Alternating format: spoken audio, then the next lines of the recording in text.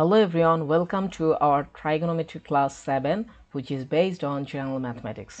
So আমরা ইতিমধ্যে 13 পর্যন্ত অঙ্ক শেষ করেছি।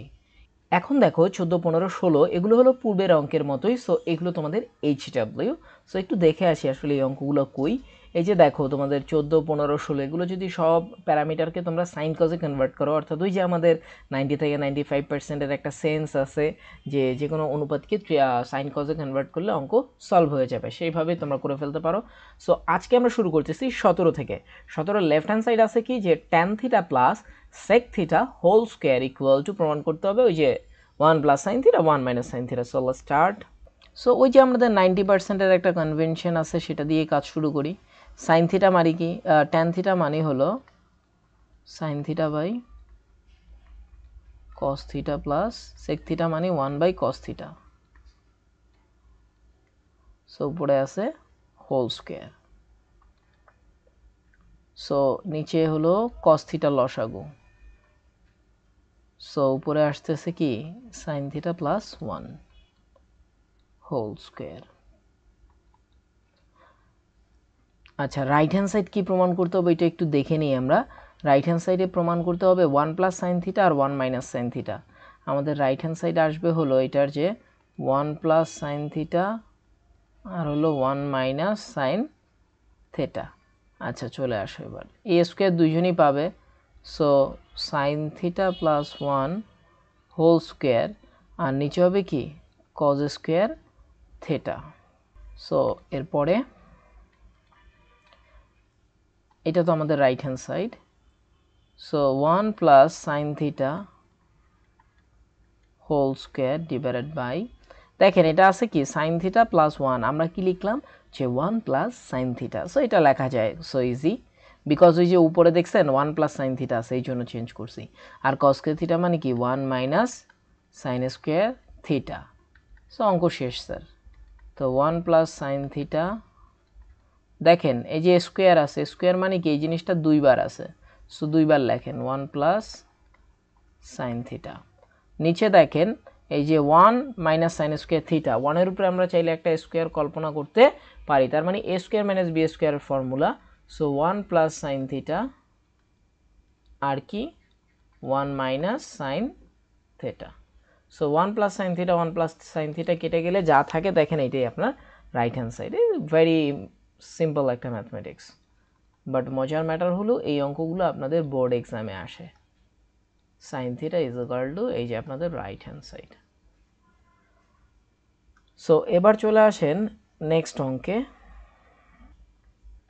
Number 18 cot A tan B cot B plus tan A is equal to কিছু একটা প্রমাণ করতে হবে। তো চলেন এটা কিভাবে করে দেখি। Number 18 left hand side equal to cot A plus tan B divided by cot b plus tan a, cot b plus tan a। So ওই যে 90%-এর যে একটা কনভেনশন আছে, আসলে সব অঙ্কই দেখেন যে ওই 90%-এর কনভেনশন দিয়েই করতেছি। কট এর কি লেখা যায় sir, cos A by sine A. So cos A by sine A. Tan B রে কি লেখা যায়, ট্যান বি কে লেখা যায় sir sine B by cos B. এবার কট বি কে কি লেখা যায়, কট বি কে লেখা যায় হলো স্যার এই যে cos B by sine B, plus tan A কে কি লেখা যায় sine A by cos A. So এখন উপরে নিচে লসাগু যাচ্ছে, উপরে দেখেন কি লসাগু sine A into cos B. So sine A into cos B লসাগু, তাহলে সাইন সাইন কাটা, তাহলে উপরে কি আসতেছে cos A into cos B plus cos B কাটা sine A into sine B, sine A into sine B. In the similar way নিচে দেখেন লসাগু কি sine B cos A. So sine B cos A, এবার আসেন যে উপরে কি হবে, সাইন বি কাটা, কজ এ কজ বি। এবার স্যার এই যে সাইন বি আর হল কজ এ কাটা, তাহলে হয় সাইন এ আর কি সাইন বি, সাইন এ আর হলো সাইন বি। ওকে, আমি আপনাদের অলরেডি একটা জিনিস বলেছি যে আমি ধরেই নিই যে আপনারা মিডল টার্ম, লসাগু, তারপরে এই যে পক্ষান্তর টাইপের যে শর্টকাট জিনিস, শর্টকাট না, এগুলো বেসিক সেন্স ম্যাথমেটিক্সের যেগুলো ক্লাস 6এই আপনাদের পড়ানো হয়েছে, এগুলো আপনারা জানেন। সো যদি কেউ এইগুলো না বুঝেন যে এই কাজটা কিভাবে করলাম, তাহলে অবশ্যই কমেন্ট করবেন, সেক্ষেত্রে আমি এটার একটা এক্সপ্লেনেশন ভিডিও বানাবো। সো এরপরে কত আসে দেখি আমরা। এরপরে এই যে আমরা ভাগটাকে যদি গুণ দিই তাহলে উল্টায় যায়, আমরা জানি। তো এই যে গুণ দিলাম, এই যে উল্টায় যাবে। চলেন দেখি এবার। তো উপরের এই টার্মটা তো সেম থাকবে, যা আছে তাই। সো উপরে sir cos A cos B plus sine A sine B, নিচে আছে কি sir, sine A cos B. So এটা উল্টায় গেলে স্যার উপরে কি যাবে, উপরে যাবে হলো সাইন বি, এটা সাইন বি স্যার, এই যে sine B into cos A, এই যে কজ এ, আর নিচে আসবে কি cos A cos B plus sine A sine B. কিছু দেখা যায়? জি স্যার দেখা যায়। কি দেখা যায়? এই যে দেখেন এই টার্ম কি কাটা, কারণ এগুলো সিমিলার রাশি। সো কি থাকে স্যার, থাকে হলো স্যার এই যে সাইনের এ আছে, উপরে আছে কজের এ, আবার উপরে সাইনের বি, নিচে কজের B. A A B B আলাদা করে দেন, তাহলে sine B by cos B into cos A by sine A. I hope কারো আপত্তি নাই। এই যে সাইন বির সাথে আমরা নিছি কজ বি,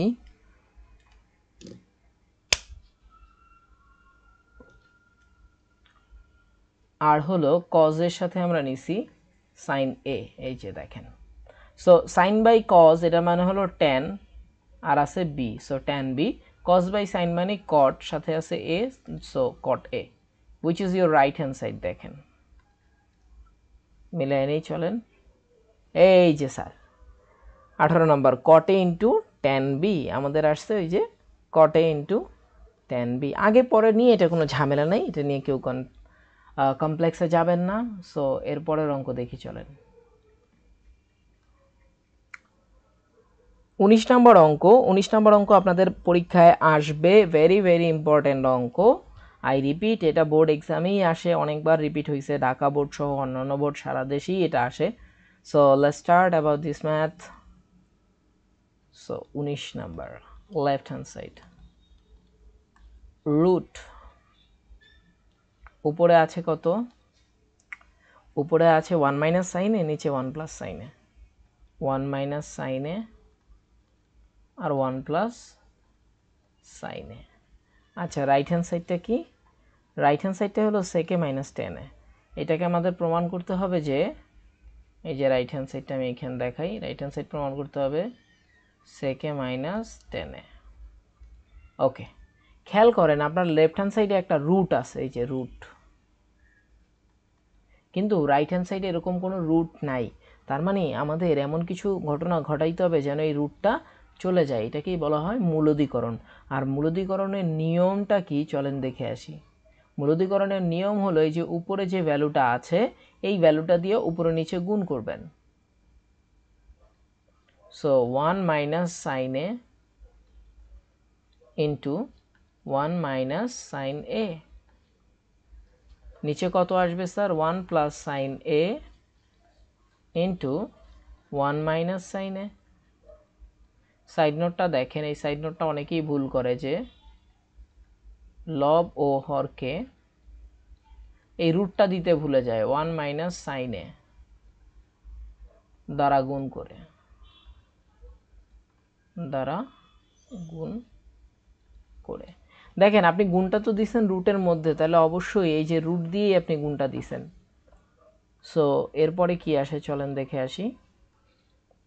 সো উপরে 1 minus sine A whole square চলে আসছে, আর নিচে 1 plus sine A 1 minus sine A, that means A square minus B square formula 1 minus sine square A, 1 এর উপরে তো আর স্কোয়ার দেওয়া লাগে না। সো এরপরে কি আসে দেখি, 1 minus sine A whole square divided by 1 minus sine square A মানে হলো কস স্কোয়ার এ। এরপরে দেখেন এই যে স্কোয়ার আর এই যে রুট, এটা কাটা, আবার দেখেন এখানেও একটা স্কোয়ার আছে, এই যে রুট আছে কাটা, দ্যাট মিনস এই পুরো টার্মটাই আমাদের স্কোয়ারের রুটে কাটা গেল। সো কি আসে এখন, উপরে আসে 1 মাইনাস সাইন এ আর নিচে আসে অনলি কজ এ। এখন আমাদের কাছে একটা রাশি, কিন্তু রাইট হ্যান্ড সাইডে কি দুইটা রাশি। সো আমরা জানি একটা রাশিকে কিভাবে দুইটা করতে হয়, সেটা হলো আংশিক ভগ্নাংশ করে দিতে হয়। So 1 minus cos A, sorry 1 by cos A minus sine A by cos A. 1 by cos A, কজের বিপরীত কে sir sec A, minus sine by cos কে sir tan A. So this is your right hand side. So I hope you guys clear about these things. This is very easy, খুবই easy জিনিস, যে root থাকলে root ভাগাইতে হলে আমরা just এই যে উপরে এবং নিচে উপরের ভ্যালুটা দিয়ে গুণ করব, এই যে উপরের ভ্যালুটা দিয়ে। তারপরের লাইনগুলো তো স্টেপ বাই স্টেপ চলে আসছে যে কিভাবে কি করতে হবে। সো এই ছিল 19 নাম্বার ম্যাথমেটিক্স, যেটা আপনাদের খুবই ইম্পর্টেন্ট। আমি কিন্তু ইম্পর্টেন্টগুলো বলে দিচ্ছি, হ্যাঁ, যে কোনটা কোনটা ইম্পর্টেন্ট অঙ্ক। এরপরে চলে আসেন 20 নাম্বারটা সেম। সো 20 নাম্বার আপনাদের বাড়ির কাজ। 21 নাম্বার অঙ্কটা দেখবো, এটাও খুবই খুবই ইম্পর্টেন্ট অঙ্ক। মানে ইম্পর্টেন্ট অঙ্কগুলো এরপরেই আমাদের শুরু হয়েছে, যে আজকের ক্লাসে সবগুলো অঙ্কই আমরা ইম্পর্টেন্ট দেখব। সো 21 নাম্বার কি আছে, যে cos A plus sine A is equal to root two cos A হলে কিছু একটা প্রমাণ করতে হবে। সো চলে আসেন দেখি। সো আজকে এখন হলো 21 নাম্বার দেওয়া আছে, কি দেওয়া আছে, cos a plus sin a is equal to root 2 cos a, cos a plus sin a equal to root 2 of cos a। ওকে, প্রমাণ করতে হবে cos a minus sin a, প্রমাণ করতে হবে আমাদেরকে, প্রমাণ করতে হবে যে cos a minus sin a equal to root 2 of sin a। Okay, so এই জিনিসটা আমরা কিভাবে করব চলেন দেখি। আগে একটা কাজ করি, এটা তো সাইন কজে ভাঙানোই আছে অলরেডি আমাদের, তাই না? সো এখানে আর আমরা সাইন কজে ভাঙাইতে পারতেছি না, তাহলে আমরা যে কাজটা করতে পারবো যে হিজ হিজ হুজ হুজ, মানে যার যার রাশি তার তার সাথে রাখি। যেমন এখানে একজন কজ বেস যারা আছে, এইখানে একটা কজ আছে, সো এই কজদেরকে একসাথে রাখি, আলাদা রাখা কি দরকার? তো এই কজরে এই পাশে পাঠায় দিই, চলেন। তাহলে আমাদের এই পাশে আছে কি শুধু সাইন এ, আর এই পাশে থাকবে কি তখন root two cos A minus cos A. এরপরে স্যারেরা এই যে sine A is equal to, দেখেন কজ এ কমন নেন, আমরা যেটা করতেছি এটা ভুল। কজ এ কমন নিলে এইখানে দেখেন রুট টু থাকে, আর মাইনাসের মাইনাস, এখানে কিছু নাই মানে 1 আছে।